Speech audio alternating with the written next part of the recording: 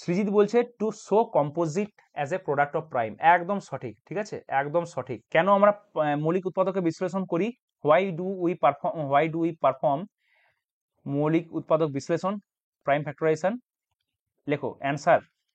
Answer হচ্ছে two represent বা to express, ঠিক আছে। মামনুন একটা ভালো ওয়ার্ড ইউজ করেছে, এক্সপ্রেস। এক্সপ্রেস করা মানে হচ্ছে প্রকাশ করা। ওই চেন্নাই এক্সপ্রেস বা বন্দে ভারত এক্সপ্রেস ওই এক্সপ্রেস নয়, এই এক্সপ্রেস মানে হচ্ছে প্রকাশ করা। Two represent or express any composite number uniquely, কথাটা তোমায় লিখতে হবে ইউনিকলি, ঠিক আছে, uniquely as a product of prime numbers.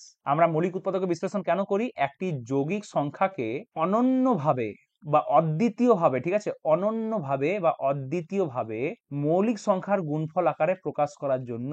মৌলিক সংখ্যার গুণফল আকারে প্রকাশ করার জন্য, একটি যৌগিক সংখ্যাকে অনন্যভাবে মৌলিক সংখ্যার গুণফল আকারে প্রকাশ করার জন্য আমরা মৌলিক উৎপাদকে বিশ্লেষণ করি। এই প্রশ্নটার উত্তর তুমি আজ পর্যন্ত জানতে না, তুমি খালি করে গেছো, তুমি খালি মৌলিক উৎপাদকে বিশ্লেষণ করে গেছো, তুমি প্রাইম ফ্যাক্টরাইজেশন করে গেছো। তোমাকে একটা একটা করে নাম্বার দেওয়া হতো, 24 এর প্রাইম ফ্যাক্টরাইজেশন করো, 72 এর প্রাইম ফ্যাক্টরাইজেশন করো, 48 এর প্রাইম ফ্যাক্টরাইজেশন করো, 72 এর মৌলিক উৎপাদক বিশ্লেষণ করো। তুমি খালি করেই গেছো, কিন্তু কারণটা তুমি জানতে না।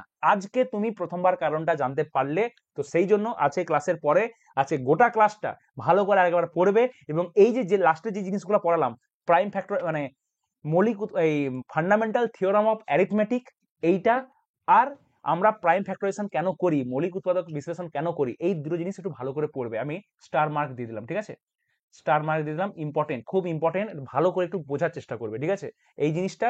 আর এই ফান্ডামেন্টাল থিওরাম অফ অ্যারিথমেটিক এই জিনিসটা, ঠিক আছে, একটু ভালো করে বোঝার চেষ্টা করবে, ঠিক আছে।